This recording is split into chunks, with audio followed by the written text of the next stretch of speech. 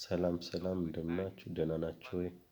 እኔ በጣም ደህና። እስኪ ስለ ደብሊቲኦ ዛሬ የተለያዩ ሀሳቦችን ላስቀምጥላችሁ። ሀገራችን እንግዲህ እንደምታውቁት ደብሊቲኦን ለመቀላቀል ሂደት ላይ ናት። ያው ላለፉት 20 ዓመታት የፈጀ ሂደት ነው። አንድም ሲቋረጥ እንደገና ኢኒሼት ሲደረግ በእንደዚህ አይነት ሂደት ላይ ያለፈ ጉዳይ እና አሁን ላይ የደረሰ ነገር ነው። ሆኖም ግን ያው ደብሊቲኦን መቀላቀል ቀላል ነገር አይደለም። የራሱ ኮንሲኩዌንሶች አሉት። እንግዲህ እንደምታውቁት አንዱ የደብሊቲኦ ጥሩ ነገሩ ሪዘርቬሽን አለው። እሱ እንዳለ ሆኖ ግን ሀገራችን ደብሊቲኦ ስትቀላቀል በምን አይነት አፕሮች ነው ደብሊቲኦ የምትቀላቀለው የሚለው የትሬድ ነገሩ የትሬድ ማተሩ በጣም ወሳኝ ነው፣ አሳሳቢም ነው። እንግዲህ ፍሪ ትሬድ ስለተባለ ብቻ ፍሪ ትሬድ እየተባለ በሚናኝ ድምጽ ወይም ጩኸት ብቻ ጋልቦ ወደ ፍሪ ትሬድ መግባት ከባድ ነገር አለው እና ምንድነው ጥሩ ነገሩ ደብሊቲኦ ፕሮቴክሽኒስት አፕሮችም ይከተላል። እሱን ነገር ምን ያህል ሀገራችን እያጤነችው ነው እና እሱን ነገር አንግባ ፕሮቴክሽኒስት አፕሮች ያው ዴቨሎፒንግ ሀገር ወይም ዴቨሎፒንግ ስቴትስ እንደሆነች ይታወቃል።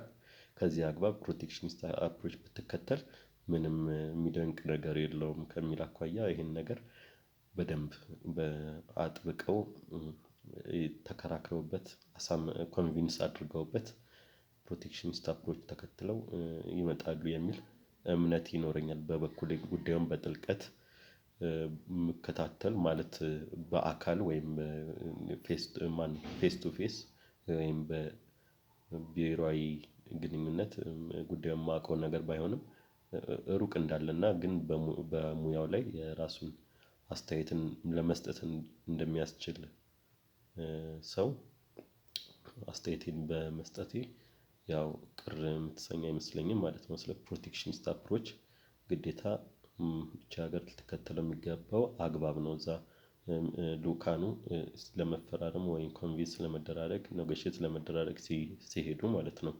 ፍሪ ትሬድ ተብሎ ሀገራችን የሎጂስቲኩም የዶር ቱ ዶር ንግዱም እንደገና ኢቭን እንኳን ሺፒንጉን እነሱ ናቸው የሚቆጣጠሩት። ሰፕላይ ማነው ኤክስፖርት ጨምሮ እሱ ሂደት አለ። ሉክ እና ይሄ ሁሉ ፕሮሰስ ላይ እነሱ ኢንቮልቭ እያደረጉ መጨረሻ ላይ ሀገራችን ሲገባ አትሊስት የሎጂስቲኩን እና ዶር ቱ ዶር ንግዱን እኛ መቆጣጠር እንዳለብን መታመን አለበት። ፕላስ ለሁሉም እኩል ተመሳሳይ የሆነ የመንግስት እንክብካቤ አድራጎት ሊኖር ግድ ነው። ይሄ ደብሊቲኦ ላይ ስትቀላቀል አንዲት ሀገር ለውጭም ለሀገር ውስጥም ነጋዴ እኩል ነው እይታዋ የሚል እሳቤ አለው። ይሄ ግን በተወሰነ መጠን ለዴቨሎፒንግ ኔሽንስ ያው ሰብሲዳይዝ የማድረጉን ሁኔታ ይፈቅዳሉ። እንግዲህ ምን አይነት ጉዳዮች ላይ የሚለው እንግዲህ በኔጎሺዬሽን እዛው የሚያሳምኑት ጉዳይ ነው። ግን ምንድነው ችግሩ? እነሱ ዴቨሎፒንግ ኔሽን ሲባል ወይ ኦፔክ ነው ወይ ደግሞ አግሪካልቸሪስት ነው ይታወቃል። በቃ ሴክተሮች ሁለት ናቸው። ኤሲያ ውስጥ ያሉ ዴቨሎፒንግ ኔሽን ኦፔክ ናቸው። ያው ምንድነው ነዳጅ አምራች ናቸው። ስለዚህ እዛ ላይ በደንብ እነሱም ዲቴል ዝርዝሩን ጉዳዩን ያውቁታል። ስለዚህ እንዴት ጥቅማቸው ማስከበር እንዳለባቸው ያውቃሉ።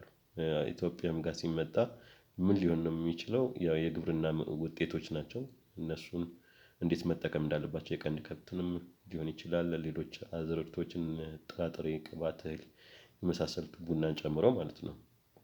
እንዲሁም ሌሎችም ጉዳዮች ምንዛሬ ማስገኘት የሚችሉ ነገሮችን ጨምሮ እንዴት በምን አይነት አግባብ ወደ አለም አቀፍ ገበያ መስረግ እንዳለባቸው መግባት እንዳለባቸው እንግዲህ ሪፍሬም አድርገዋቸው ነው እንዲቀላቀሉ የሚያደርጓቸው ማለት ነው። እና እኛም ለዚህ ተጋላጭ ነን ለማለት ነው።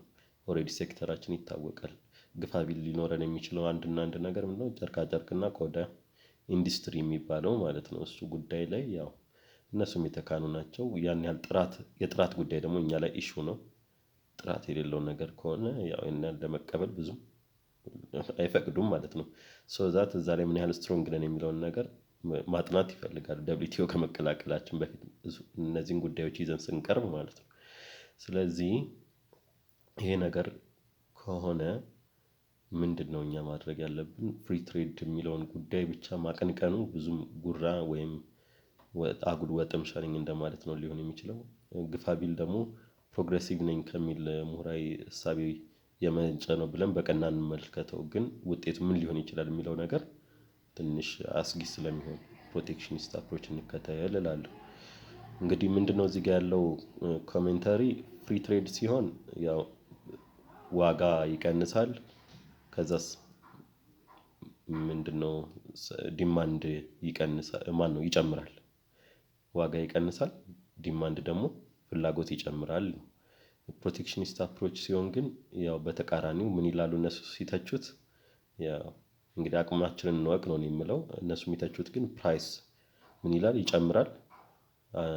ዲማንድ ደግሞ ይቀንሳል ፍላጎት ይቀንሳል ይላሉ። ዲማንድ ሲቀንስ ጉዳቱ ለማነው? ዲማንድ ሲጨምር ጥቅሙ ለማነው? የሚለው በደንብ መተንተን አለበት። ፕራይስ ስለጨመረ ስለቀነሰ ብቻ አይደለም። የዚችን ሀገር ልቧን የሚያገኛት መሆን የለበትም የደብሊቲኦ ጉዳት ማለት ነው። ልቧ ሰርስሮ መግባት የሚችል መሆን የለበትም ላይ ላዩን ሊያልፈን ሊነካከን ይችል ይሆናል ይሄ ግድ ነው። ግን ልባችንን ሰርስሮ ሊገባ የሚችል ነገር መሆን እንደሌለበት ላሳስብ እወዳለሁ። ከዚህ በዘለለ ግን በጣም ደብሊቲኦን ደባሪ የሚያደርገው ነገር ምንድነው? ኮንሴሽን የሚባል የውሳኔ አሰጣጥ ሂደታቸው ነው። ኮንሴሽን ምንድነው? እንግዲህ በይሁንታ ማለት ነው። ይሁን በማለት ብቻ በቃ ይሁን አይደለም አክቹአሊ ይሁን በሚል የጋራ አዎ በመባባል ብቻ ውሳኔ ሊሰጥበት ይችላል አንድ ጉዳይ። እና ይሄ ለአፍሪካ ሀገራት የሀያላን ሀገራትን ፊት እያዩ ነገሮችን ለሚያስፈጽሙ የአፍሪካ ሀገራት ኢትስ ኢንተረስቲንግ አይደለም። ቮቲንግን ሰከንደሪ ማድረጋቸው ደብሊቲኦ ላይ በህግ ደረጃ ደብሊቲኦ ሩል ቮቲንግ ሰከንደሪ ነገር መሆኑን እንደ ሁለተኛ አሰራር መቆጠሩ ትንሽ ጥቅማችንን የሚነካ ነው ተብሎ ኮሜንት ይደረግበታል ማለት ነው። ጥቁር ምልክት ነው በቃ ጥቁር ጠባሳ ነው የደብሊቲኦ የሚያሳርፍብን እንደዚህ አይነት ነገር ላይ ማለት ነው። ውሳኔ አሰጣጥ ላይ ውሳኔ ላይ ደግሞ በአግባቡ ኢንቮልቭ ካላደረግን አት ዘ ኤንድ ኦሬዲ ጌም ኦቨር ማለት ነው በቃ መጫወቻ ነን ማለት ነው። እርግጥ ደብሊቲኦ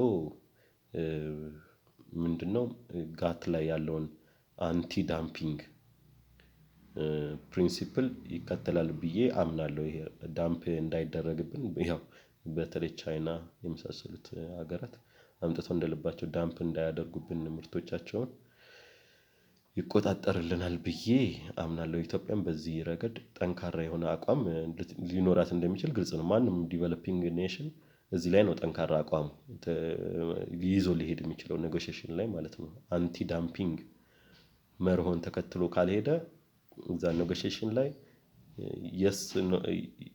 የስ ኔጎሺዬሽንን ተከትሎ ዝም ብሎ እንትን የሚል ከሆነ ሴፍ ዞን ከሌለው ይሄ አንቲ ዳምፒንግ ሴፍ ዞን ነው በቃ ላስነካው የማልችለው ጉዳይ ነው ብሎ ሽንጡን ገትሮ ኮንቪንስ አድርጎ የሚመጣ ልዑክ ከሌለ ችግር ነው የሚሆነው ማለት ነው።